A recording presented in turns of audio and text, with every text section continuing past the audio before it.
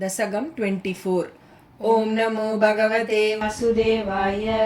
ॐ श्रीकृष्ण परमात्मने नमः। ॐ हिरण्याक्षे गोत्री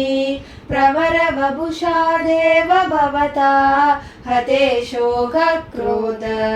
ग्लपितधृतिरेतस्य सहज हिरण्यप्रारम्भ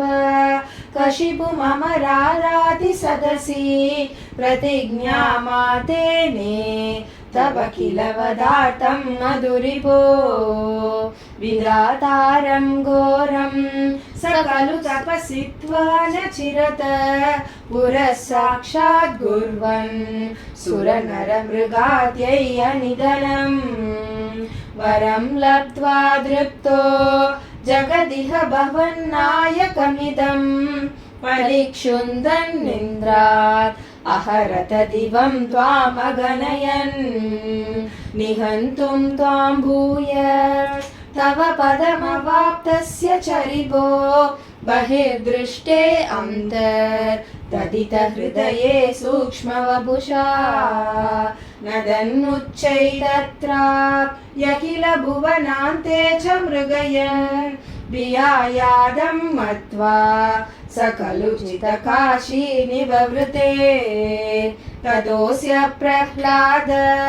समजनिसुतो गर्भवसतो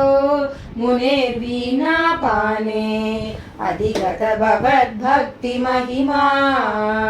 स वै जात्या दैत्य शिशुरपि समेत्य द्वैरतिं कदस्त्वद्भक्तानां वरद परमोदाहरणतां सुरारीणां हास्यं तव चरणदास्यं निजसुते स दृष्ट्वा दुष्टात्मा गुरुभिः अशिशिक्षच्छिरममुं गुरुप्रोक्तं चासौ इदमिदम् अभद्राय दृढमिति अभाकुर्वन् सर्वं तव चरणभक्त्यैव ववृते अधीतेषु श्रेष्ठं किमिति परिभृष्टे तदनये भवद्भक्तिं वर्याम् अभिगदति पर्याकुलधृति गुरुभ्यो रोक्षित्वा सहजमतिरस्येत्यभिवितन् वधोबाया अस्मिन्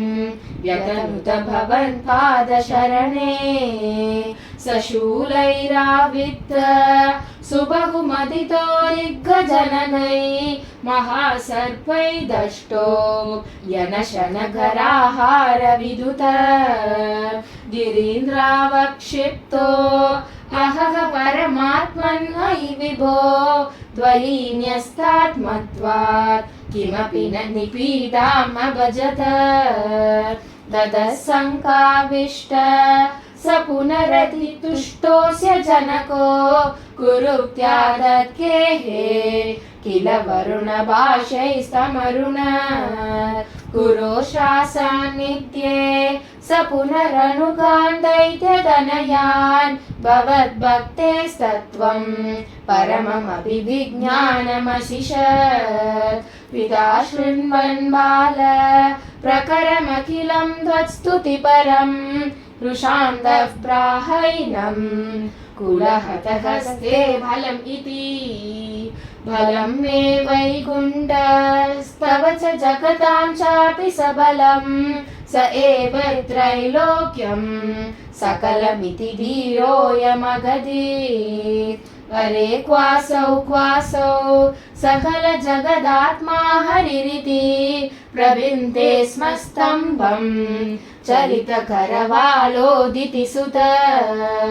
अतः पश्चाद्विष्णो न हि वदितुम् ईशोऽस्मि सहसा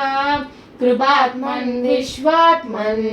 भवनपुरवासिं मृडय माम् सर्वत्र गोविन्द नाम संकीर्तनं गोविन्द गोविन्द।